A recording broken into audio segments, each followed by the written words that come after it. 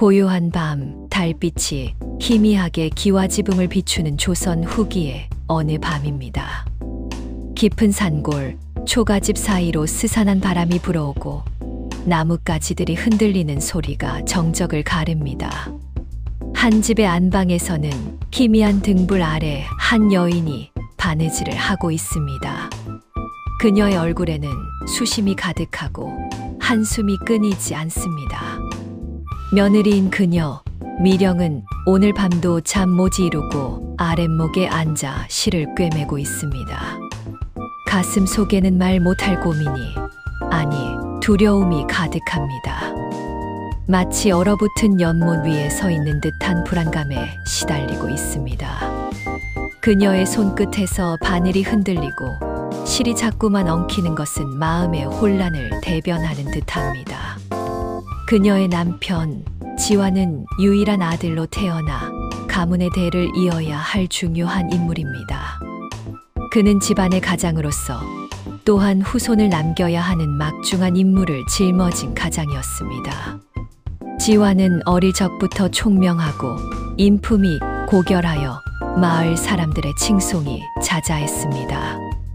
그의 학식과 덕망은 이미 20 남짓한 나이에도 불구하고 널리 알려져 있었습니다.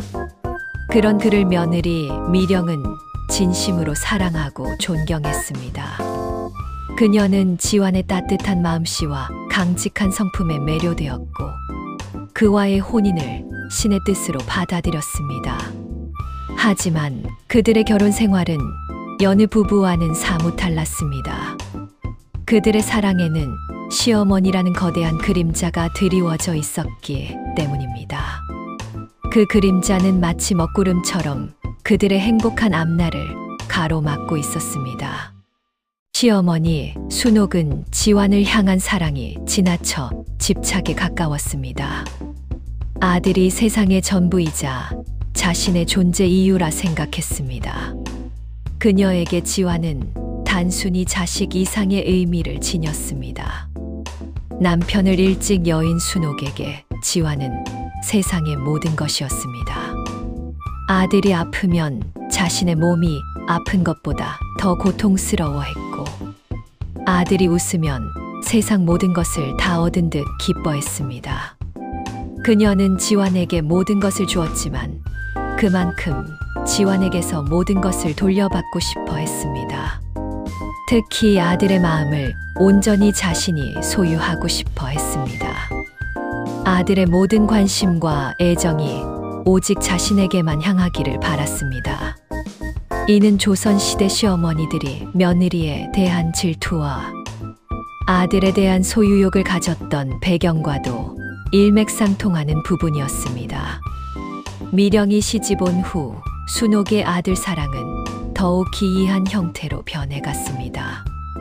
며느리에게 아들을 빼앗긴다는 불안감, 아들의 관심이 자신에게서 멀어진다는 질투심이 그녀를 잠식했습니다. 그녀의 마음속에는 며느리에 대한 시기심과 함께 아들을 잃을지도 모른다는 깊은 공포가 자리 잡았습니다. 순옥은 밤마다 아들 지환의 방 문턱을 넘나들기 시작했습니다.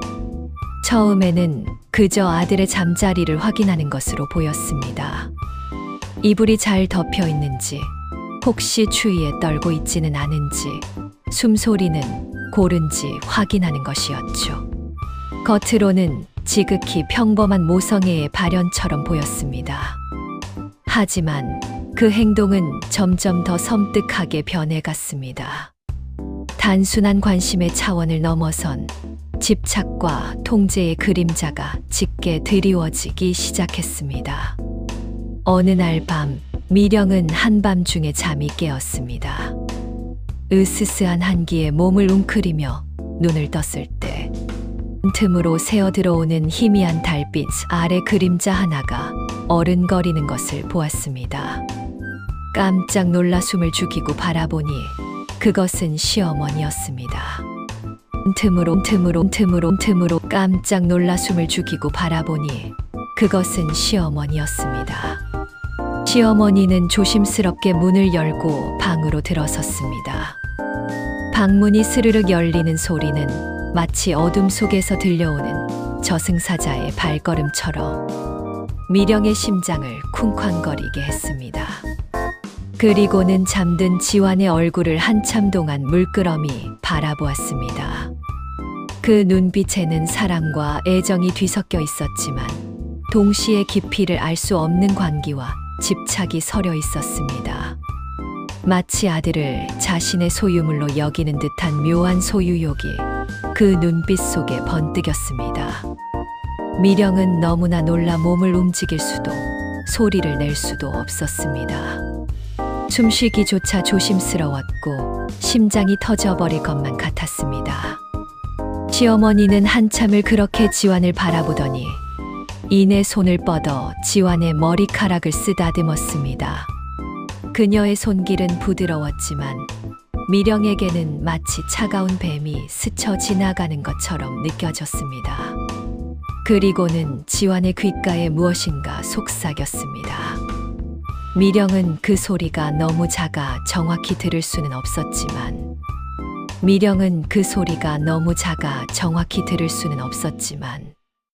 그 속삭임 속에는 마치 어린아이를 달래는 듯한 부드러움과 동시에 며느리를 향한 경고가 담겨 있는 듯 느껴졌습니다.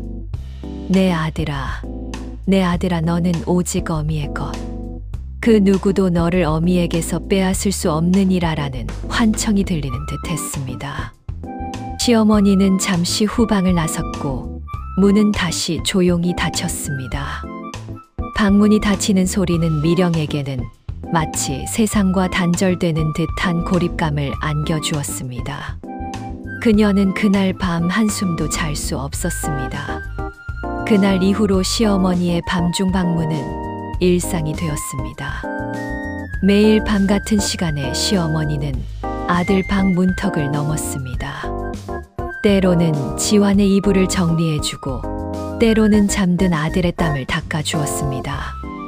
단순히 아들을 보살피는 행위를 넘어 밤마다 아들 방에 들어와 아들의 숨결을 느끼고 그의 존재를 확인하는 것은 그녀에게 일종의 의식처럼 변해버린 것입니다.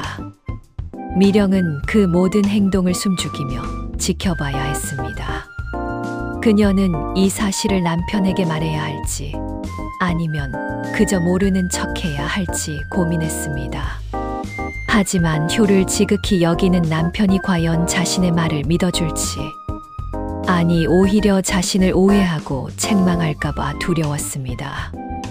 조선시대의 며느리에게는 시어머니의 그림자 앞에서 침묵하는 것이 미덕이자 생존 방식이었으니까요. 며느리가 시어머니의 잘못을 지적하는 것은 불효이자 가문의 위신을 떨어뜨리는 행위로 여겨졌습니다. 그녀는 고통스러운 침묵 속에서 홀로 괴로워했습니다. 조선시대의 아들과 어머니의 관계는 효라는 지고지순한 가치로 묶여 있었습니다. 아들은 부모의 뜻을 거역해서는 안 되며 부모를 극진히 섬겨야 했습니다. 특히 장남은 가문을 계승하는 중요한 존재였기에 그 책임감은 더욱 막중했습니다. 장남은 가족의 모든 명예와 안위를 짊어진 어깨였으며 그의 모든 행동은 가문에 대한 효와 충성으로 귀결되었습니다. 시어머니 순옥에게 지완은 단순히 아들이 아니라 가문의 명맥을 잇는 유일한 희망이자 자신의 존재 가치를 증명하는 전부였습니다. 그렇기에 그녀는 아들에 대한 집착을 사랑이라는 이름으로 포장하고 그 어떤 것도 아들과 자신 사이에 끼어드는 것을 용납하지 않으려 했습니다. 특히 며느리는 그녀에게 있어 아들을 빼앗아가는 존재, 즉 잠재적인 위협으로 인식되었습니다. 그녀의 과도한 집착은 조선 후기 여성들의 억압된 삶과 남존여비, 사상 속에서 아들을 통해 자신의 권력을 유지하려 했던 시어머니의 모습을 적나라하게 보여주는 예시였습니다. 미령은 점점 더 지쳐갔습니다. 밤마다 잠 못 이루고 시어머니의 발소리에 귀 기울여야 하는 삶은 그녀를 쇠약하게 만들었습니다. 그녀의 얼굴은 창백해지고 눈 밑에는 다크서클이 짙어졌습니다. 잠자리에 들어도 시어머니의 발소리가 환청처럼 들려왔고 밤마다 악몽에 시달렸습니다. 남편과 오붓한 시간을 보내는 것조차 죄책감을 느끼게 되었습니다. 시어머니가 언제 문을 열고 들어올지 모른다는 불안감 속에서 그녀는 마치 감시당하는 죄수처럼 느껴졌습니다.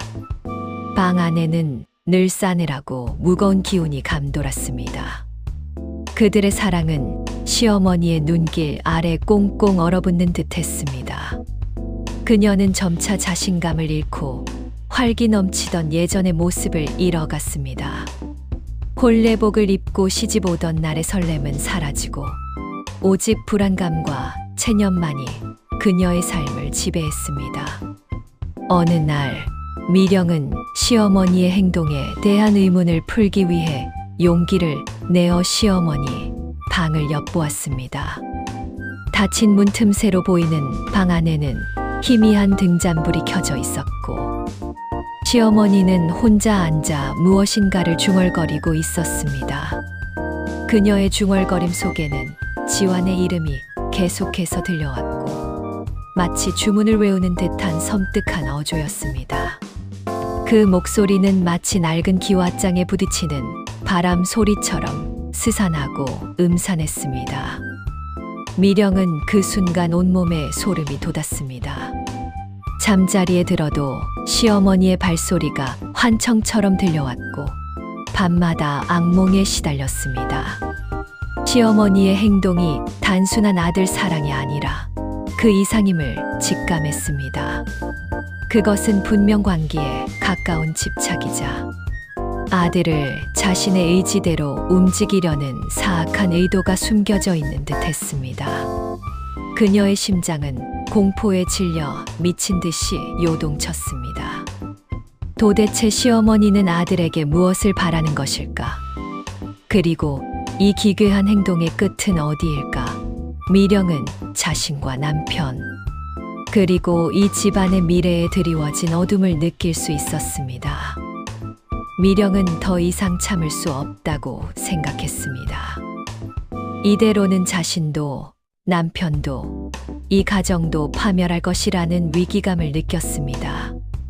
그녀는 조심스럽게 남편 지완에게 이 이야기를 꺼냈습니다. 밤마다 시어머니가 당신 방에 들어와 잠든 당신을 지켜보고 그녀는 알 수 없는 말을 속삭인다고 미령은 조심스럽게 자신의 두려움을 털어놓았습니다. 지완은 처음에는 믿지 않으려 했습니다. 어머니의 지극한 사랑을 의심하는 것은 그에게는 불효 중의 불효였으니까요. 그는 미령이 피곤해서 헛것을 본 것이라고 아니면 꿈을 꾼 것이라고 애써 부정했습니다. 어머니의 밤중 방문이 사실이라고 해도 그것은 그저 자식을 향한 지극한 모정의 표현일 뿐이라고 생각하려 했습니다. 하지만 미령의 얼굴에 어린 깊은 수심과 절박한 눈빛은 그의 마음을 흔들었습니다. 그리고 어렴풋이 그도 어릴 적 밤마다 어머니가 자신의 머리를 쓰다듬던 희미한 기억들을 떠올렸습니다. 그 기억들은 마치 안개처럼 희미했지만 미령의 말과 겹쳐지면서 점차 선명해지기 시작했습니다. 그는 어머니의 행동이 예사롭지 않음을 조금씩 깨닫기 시작했습니다. 지완은 깊은 고민에 빠졌습니다. 어머니에 대한 효심과 아내에 대한 사랑, 그리고 자신에게 벌어지고 있는 기이한 현실 사이에서 갈등했습니다. 그는 어머니를 거스를 수 없는 존재로 인식하고 있었지만 아내의 고통 또한 외면할 수 없었습니다. 그는 결국 진실을 확인하기로 결심했습니다. 다음 날 밤, 지완은 잠든 척 이불을 덮고 눈을 감았습니다.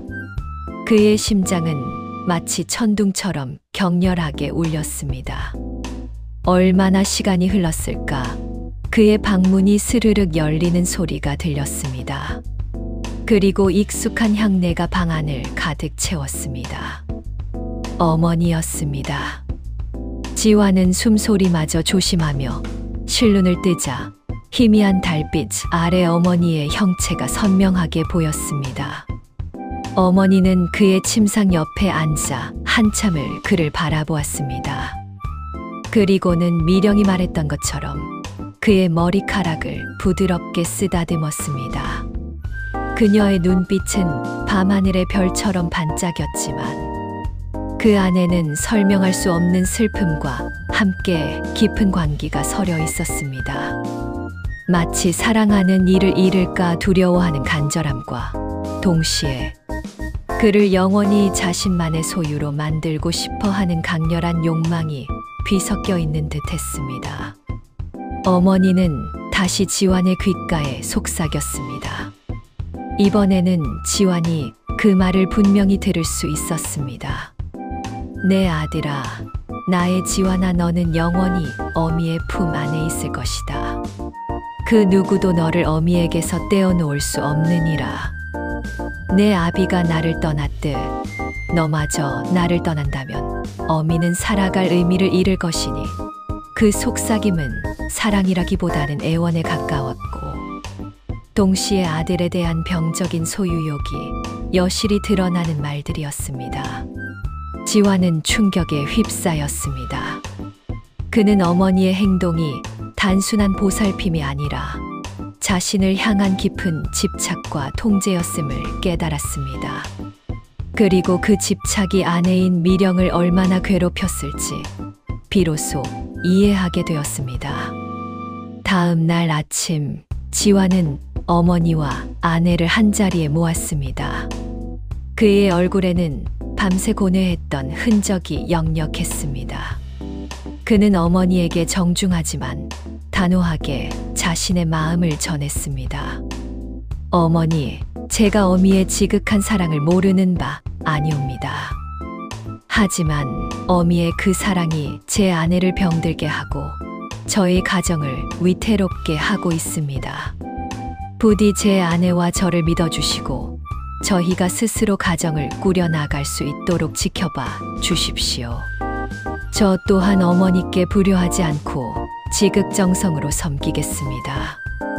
저 또한 어머니께 불효하지 않고 지극정성으로 섬기겠습니다. 저 또한 어머니께 불효하지 않고 지극정성으로 섬기겠습니다.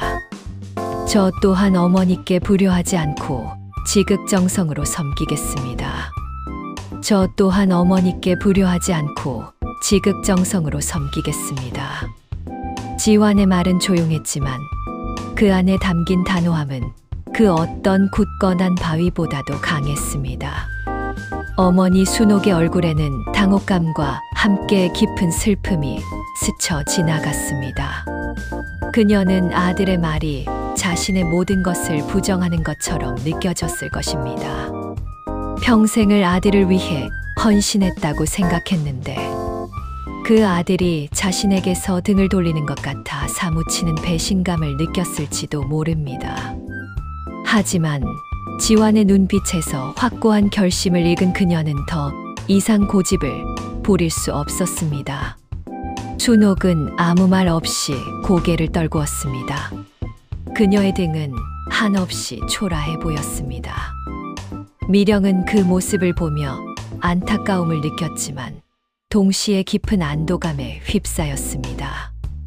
그녀는 자신의 남편이 자신을 믿어주고 자신과 가정을 지켜주려 했다는 사실에 감사했습니다. 그날 이후 시어머니 순옥은 더 이상 밤마다 아들 방 문턱을 넘지 않았습니다. 그녀는 여전히 지환을 사랑했지만 그 사랑의 방식을 조금씩 변화시키려 노력했습니다. 그녀는 이제 멀리서 아들의 행복을 빌어주는 방법을 배우기 시작했습니다. 지환과 미령은 점차 안정을 되찾았고 그들의 안방에는 더 이상 어둡고 무거운 그림자가 드리워지지 않았습니다. 부부의 금슬은 더욱 돈독해졌고 이듬해에는 귀여운 아들을 낳아 집안에 큰 기쁨을 가져다 주었습니다. 물론 순옥의 집착이 완전히 사라진 것은 아니었습니다. 그녀는 여전히 손자를 보러 올 때면 손자의 얼굴을 한참 동안 물끄러미 바라보았고 손자의 작은 손을 잡고 놓지 않으려 했습니다. 하지만 이제는 그 행동 속의 병적인 집착보다는 조금은 경계심이 풀린 듯한 애정과 사랑이 더 많이 느껴졌습니다. 미령은 시어머니의 이런 변화를 조용히 받아들였습니다. 오랜 시간이 걸렸지만 그녀는 결국 시어머니의 마음속 깊은 곳에 자리 잡고 있던 상처와 외로움을 이해하게 되었습니다.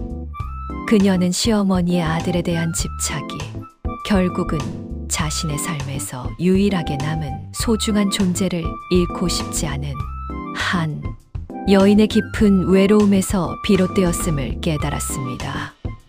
이 이야기는 단순히 한 가정의 기괴한 풍습을 넘어 조선시대 사회의 가족 제도, 남존여비 사상, 그리고 여성들의 억압된 삶을 단적으로 보여주는 예시입니다. 시어머니의 아들에 대한 집착은 그녀가 살았던 시대의 산물이기도 했습니다. 여성에게는 자신의 존재 가치를 오직 아들을 통해서만 찾을 수 있었던 시대. 가문의 대를 잇는 아들을 낳지 못하면 죄인처럼 여겨졌던 시대. 그리고 며느리에게는 시어머니를 거스를 수 없는 절대적인 권위로 섬겨야 했던 시대의 비극적인 단면을 보여주는 것입니다. 순옥의 행동은 비록 기괴했지만 그 이면에는 사회적 제약과 개인적인 아픔이 복합적으로 얽혀 있었습니다. 그녀는 남편 없이 아들을 홀로 키우며 모든 희생을 감내해야 했고 그 결과 아들이 곧 그녀의 세상이 되어버렸던 것입니다. 아들이 결혼을 하고 며느리가 생기자 그녀는 그 작은 세상마저 빼앗길까 두려웠던 것입니다. 이러한 이해는 미령으로 하여금 시어머니를 마냥 미워하기보다는 연민의 감정을 갖게 만들었습니다.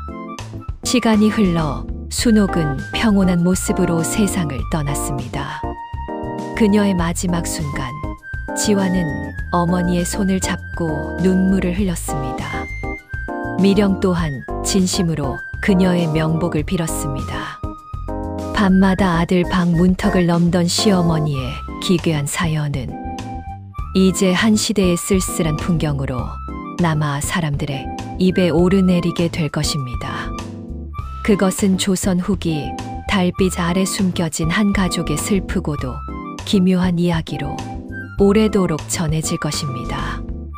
이 이야기는 겉으로 드러나는 행동의 기괴함 너머에 숨겨진 인간의 복잡한 감정, 사회적 압력, 그리고 시대적 아픔을 되새기게 하는 교훈을 남깁니다. 결국 사랑과 집착의 경계, 효와 개인의 자유가 충돌하는 지점에서 발생했던 한 시대의 비극적인 단면을 보여주는 것입니다.